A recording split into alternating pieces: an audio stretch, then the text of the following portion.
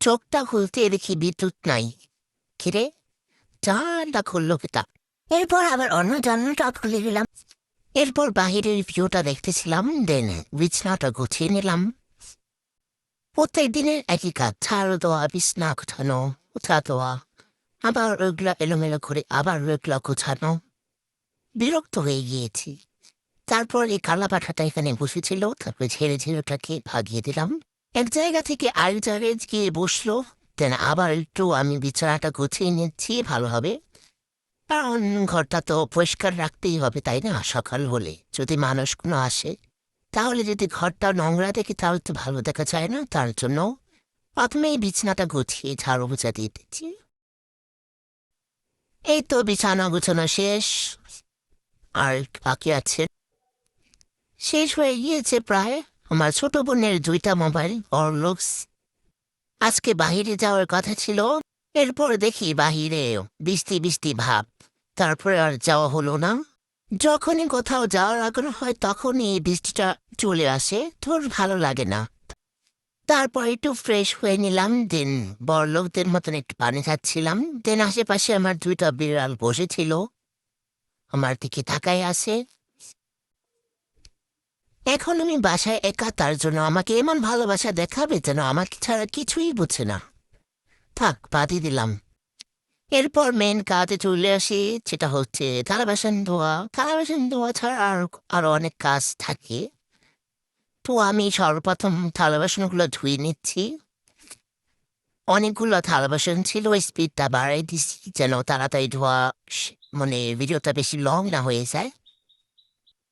থালা বাসনগুলো ধুতে ধুতে যেন আমার মেহেন্দিগুলোই না উঠে যায়, এতগুলো থালা বাসন ধুতেছি।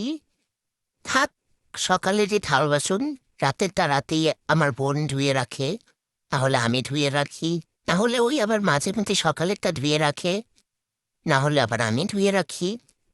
আচ্ছা, এখন বানাবো চা, যেটা হচ্ছে আমার পছন্দের। সকালে চা না খেলে মাথা ঠিক থাকে না, তার জন্য প্রথমে চা বানিয়ে নিচ্ছি।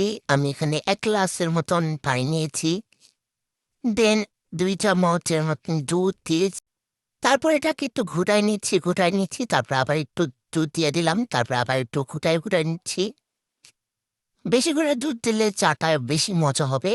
তারপরে 1 চামচেরও অনেক কম একটু চিনি দিচ্ছি, কারণ আমার বেশি চিনিওয়ালা চা খেতে ভালো লাগে না। তারপর 2 চা চামচের মতন চা পাতি দিয়ে দিয়েছি, আবার এটাকে ঘুটাই নিচ্ছি যেন ওটা ভালোভাবে মিক্স হয়ে যায়। আমি এমন একটা পৃথিবীতে বসবাস করি যেখানে আগে মানুষ চা না খেলেও অনেকটা দেখে এখন থেকে খাওয়া শুরু করে দিয়েছে। আর এখন মানুষ আমাকে বললে আমার চা ছাড়া তো ঘুমিয়ে আসে না, আমার চা ছাড়া ভালোই লাগে না। যাই হোক, আমার চাটা হয়ে গিয়েছে, তো এই তো আমার চা। এখন এটাকে খাবো মুড়ি দিয়ে। চা খাওয়ার কিছুক্ষণ পরে একটু পানি খেয়ে নিলাম। আজকে দুপুরে যা খেয়েছিলাম সেটা হচ্ছে মুরগির মাংস দিয়ে আলু দিয়ে না। তো প্রথমেই আমি 1 বাইট নিয়ে নিলাম, এখন আরেক বাইট নিয়ে নিচ্ছি। এভাবে আমার খাওয়াটা হয়। আজকে একটাই রেসিপি রান্না করা হয়েছে দুপুরের, তো সেটা আমি খাচ্ছি। তারপরে কতক্ষণ পরে আবার পার্লারে চলে গিয়েছিলাম, কারণ এখানে আমি একটু কাজ শিখি এন্ড করি। তারপর কোনো কাস্টমার ছিল না, দেন বসে বসে একটু ভিডিও করে নিতেছিলাম। আমি আজকে মেহেন্দি দিয়েছি, কেমন হয়েছে অবশ্যই আমাকে কমেন্ট করে জানাবা।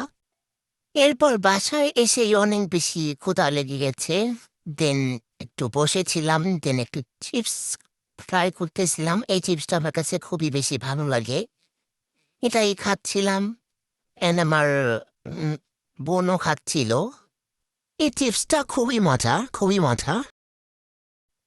এরপর বিকালে সন্ধ্যার দিকে আমার বোন নুডলস বানিয়েছিল। আগে আমার নুডলস খুবই ভালো লাগতো, কিন্তু এখন বেশি একটা ভালো লাগে না। হয়তো সময়ের সাথে সাথে মানুষের রুচিও চেঞ্জ হয়ে যায়। নুডলস খাওয়ার পরে 1 কাপ চা অ্যান্ড বিস্কুট খেয়েছিলাম, দেন আর কিছু খাওয়া হয়নি।